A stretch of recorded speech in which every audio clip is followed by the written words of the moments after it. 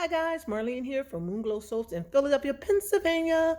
And today we're back to cut our lavender goat's milk soap. Now this is loaf number 3 in our 3-part series on using our new, possible new recipe base. I am using milks. I used milks in all of the soaps that I made.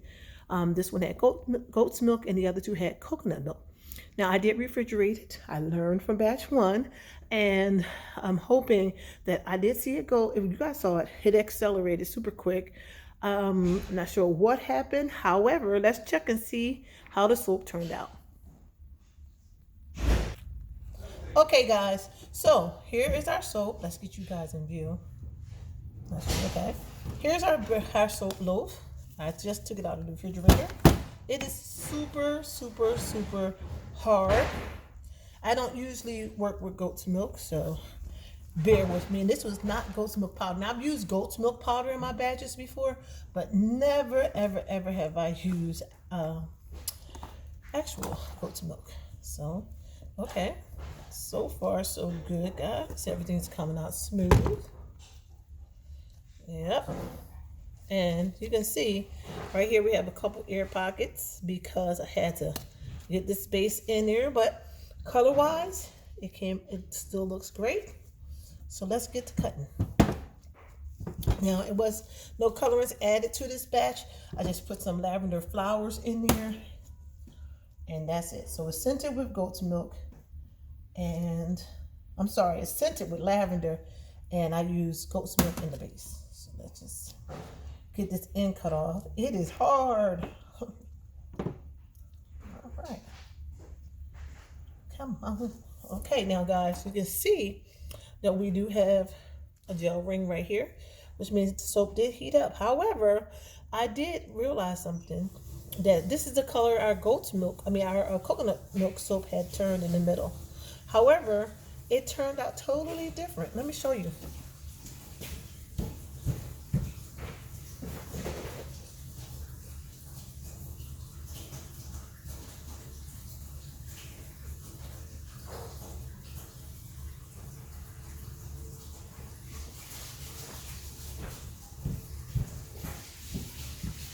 Okay, guys, sorry about that.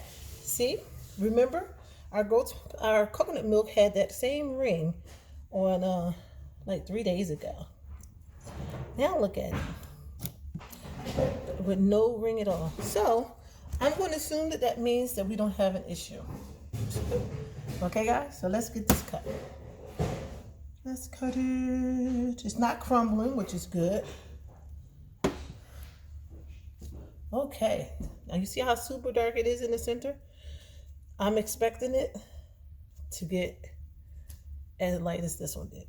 Now this is the one that we made that was coconut milk. It had the same dark ring.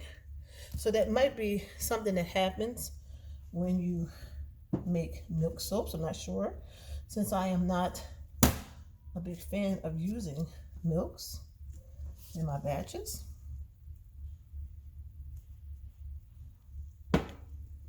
All right, let's cut it again. See what we get. I do know it smelled delicious. It still smells good. Okay, and even with that little hint of ammonia, which happens when you work with milks, that scent will go away. I can smell my lavender. I love the fact that the lavender flowers went all the way through. We'll cut a couple more and then we're gonna go do a tap.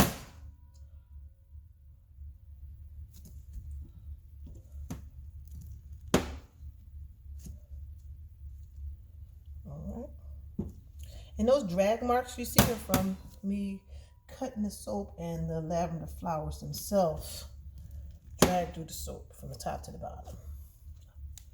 Wow, super, super nice. I will be honest, I think there are a couple things that I'm going to change. One, I think next time I use the goat's milk, I probably will just do goat's milk by itself. I'm thinking about doing an all milk soap, buttermilk, coconut milk, and goat's milk soap. See how moisturizing it gets.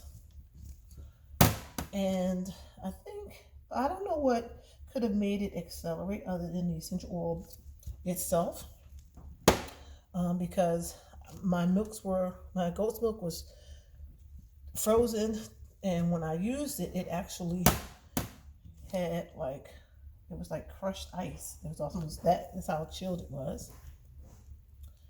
And then my oils were nice and cold. My lye definitely was room temperature, and it's been a little cooler in the warehouse, so I'm not sure about the rest of that. However, guys, I will take it in stride.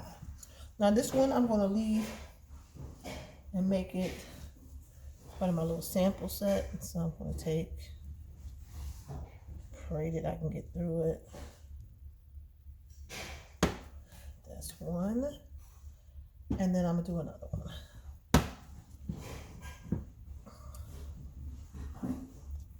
I might have to cut that part with a knife.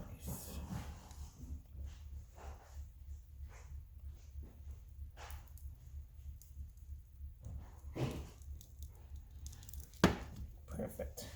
All right, guys. So there you have it. And here's our piece we're going to use over the next 3 weeks. I'll be taking pieces off of it to test to see the dryness, check the pH, and to see how much moisture is escaping from it. Okay, so let's go over to the sink. Okay, I'll be right back. Okay, guys, back here at the Soapy Warehouse at the sink. And here's my test piece that I kept. Got some water. Let's see what we got. Oh, okay. All right, look at those bubbles. I'm feeling in love. And this is only 24 hours old, so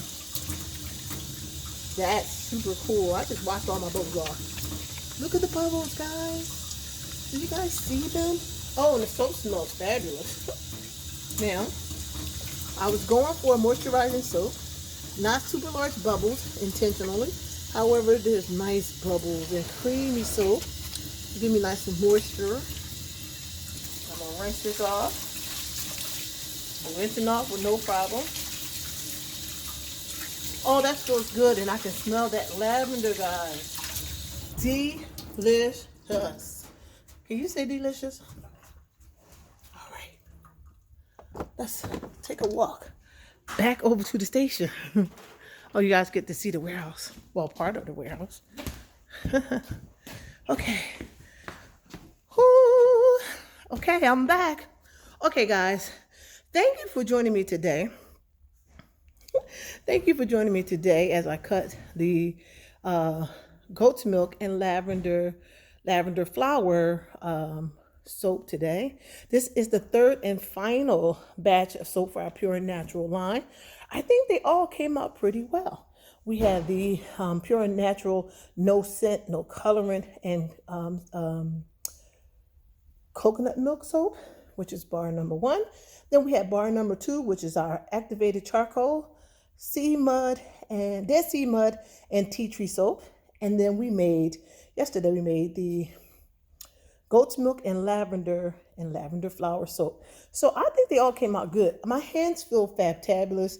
All 3 batches turned out well, scented. All the scents held, like the tea tree held up really well. The Pure Natural has a nice clean soap smell. And the lavender flower one, OMG. Can you say I love lavender? Well, it turned out fabulous. Now, guys, if you haven't already done it, go down, do that button right there and click and do what? Subscribe to my YouTube channel. If you're on Instagram and you're not one of my followers, please come and follow me on Instagram. That's Moonglow Soaps, MoonglowSoaps. And we're also on Facebook, Moonglow Soaps, MoonglowSoaps. Now, if you have any questions or comments, or you're interested in any of the bars of soap that I just made this week, do me a favor, guys. Make sure you subscribe, right? Make sure you go over to Instagram and follow me. Go like my page on Facebook. And then in the comments, say, Marlene, I want to borrow that fabulous soap. And I will make sure you get it. We also have a website, moonglowsoaps.com. That's MoonglowsSoaps.com, where you can get some of our already made fabtabulous soaps. And I'll be back next week where we're going to be starting our whole laundry and household goods product making. So thank you guys for joining me. I hope you enjoyed the video of me making it. And I hope you enjoyed the cutting videos. Again, if you have any questions, do me a favor. Go in the comments. Leave me a comment. Bye.